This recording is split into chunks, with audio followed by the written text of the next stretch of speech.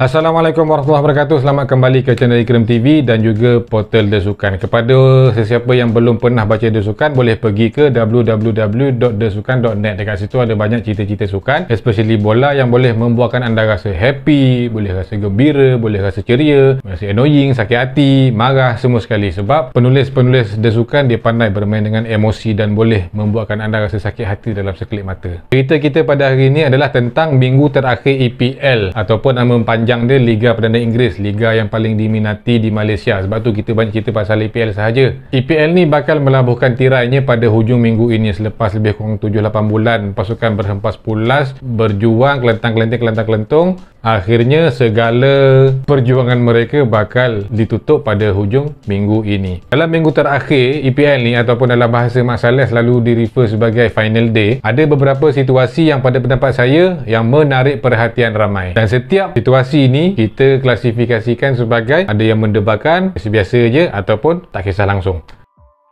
Situasi pertama di zon penyingkiran di bawah sekali. Setakat video ni dibuat, dua pasukan telah pun sah akan tersingkir ke Liga Kejuaraan, iaitu Norwich City di tangga yang ke-20 dan juga Watford di tangga yang ke-19. Di tangga ke-18 adalah Burnley, lepas tu Leeds di tangga ke-17 dan juga Everton di tangga yang ke-16. Itu kedudukan setakat video ni direkod dan belum lagi mengambil kira perlawanan Everton menentang Palace. Paling terkesan kalau tersingkir pastinya Everton. Everton adalah boleh dikatakan sebagai pasukan elit di EPL sebab Everton adalah salah satu daripada 6 pasukan yang belum pernah tersingkir ke Liga Bawahan sejak EPL mula dianjurkan pada tahun 1992.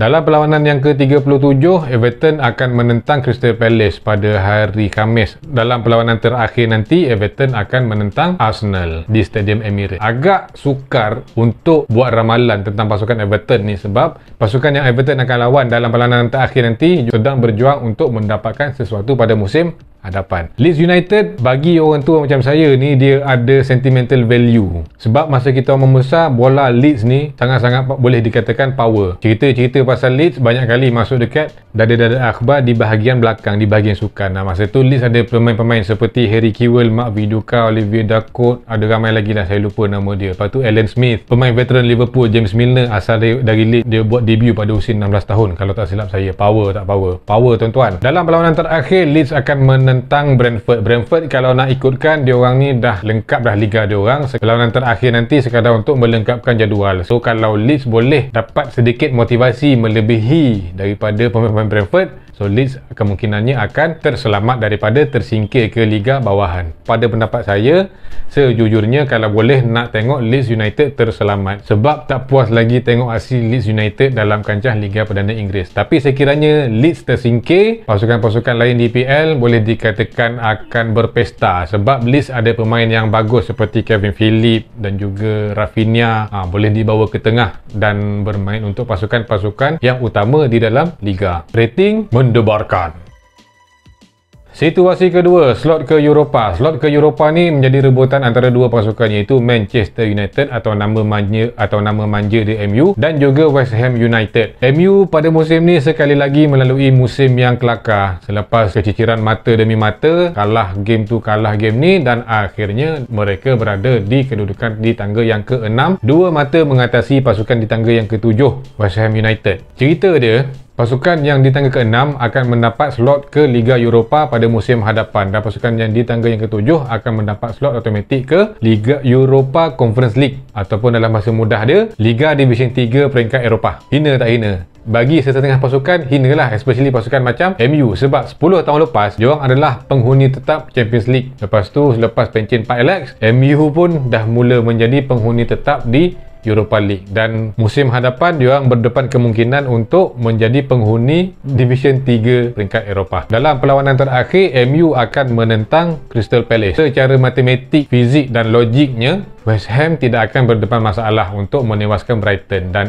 MU mungkin diorang akan buat kelakar sekali lagi dengan cerita pergaduhan pemain dalam latihan tempoh hari apa semua. MU sekarang ni berada dalam keadaan yang sangat huru-hara. Ada kemungkinan MU akan keciciran mata dalam perlawanan ni dan akan terlepas slot ke Eropah. Situasi dia, kalau MU menang, MU akan layak ke Eropah. Kalau MU seri dan West Ham menang, jumlah mata sama tapi West Ham akan dapat tangga yang ke-6 sebab peraturan EPL mengatakan bahawa pasukan terikat dari segi jumlah pungutan mata, beza jaringan bakal menjadi penentu. Rating dia antara biasa-biasa je dengan tak kisah pun. Yang ketiga, slot ke Champions League. Persaingan untuk merebut slot ke Champions League pada musim hadapan kali ini adalah antara dua pasukan berjiran di London Utara, iaitu Arsenal dan juga Spurs. Setakat 37 perlawanan, Spurs berada di tangga yang keempat dengan 68 mata dan Arsenal berada di tangga yang kelima dengan 66 mata. Dalam perlawanan terakhir, Spurs akan menentang pasukan yang sudah pun tersingkir ke Liga Kejuaraan, iaitu Norwich City, dan Arsenal bakal menerima kunjungan daripada Everton yang sedang fight for survival. Situasi dia, kalau Spurs menang, Spurs automatik akan layak. Kalau Spurs kalah dan Arsenal menang, Arsenal akan naik ke tangga yang keempat. Kalau Spurs seri dan Arsenal menang, jumlah mata akan sama, tapi Spurs tetap akan layak sebab beza jaringan yang sangat-sangat jauh melebihi Arsenal. Dengan kata lain, untuk minggu terakhir ni Spurs hanya perlukan seri dan Arsenal dah boleh tempah tiket ke Liga Eropah, bermain bersama-sama MU ataupun West Ham United. Rating biasa-biasa je sebab Spurs boleh dikatakan akan layak.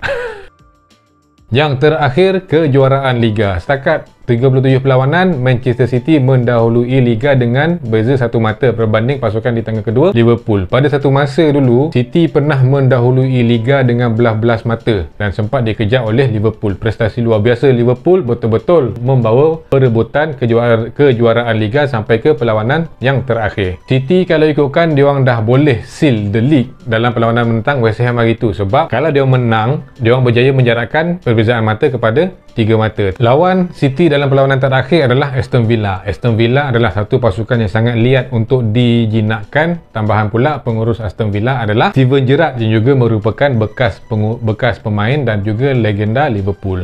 Tipulah kalau dalam hati Gerrard dia tak rasa nak tolong bekas pasukan yang pernah dia menjadi kapten dulu. Yang kelakarnya, telah pun tersebar khabar angin yang mengatakan bahawa City akan membayar Aston Villa sekiranya mereka muncul sebagai juara Liga sebahagian daripada perjanjian masa membeli Jack Grealish. Selepas Ricky punya Ricky, palsu cerita ni sebenarnya. Liverpool, diorang pada satu masa pernah ketinggalan belas-belas mata di belakang City dan berjaya kejar sampai ke garisan penamat. Motivasi dan juga semangat Liverpool sekarang ni memang sangat-sangat tinggi sebab diorang dah berjaya memenangi Piala FA, memenangi Piala EFL dan sekarang ni dalam masih lagi on track untuk mencari 4 kejuaraan dalam satu musim. Kalau Liverpool berjaya, ini akan menjadikan Liverpool sebagai pasukan yang paling hebat, yang paling power sekali dalam bola sepak Inggeris. Dalam perlawanan terakhir, Liverpool akan menentang Wolverhampton Wanderers. Wolverhampton Wanderers ni kalau ikutkan dia satu pasukan yang agak liat lah untuk dikalahkan, tapi kalau ikutkan situasi semasa, Wolf memang dah tak ada apa-apa tujuan dia main pun sekadar untuk melengkapkan perlawanan Liga. Jadi rating untuk kejuaraan Liga pada tahun ini adalah sangat-sangat mendebarkan.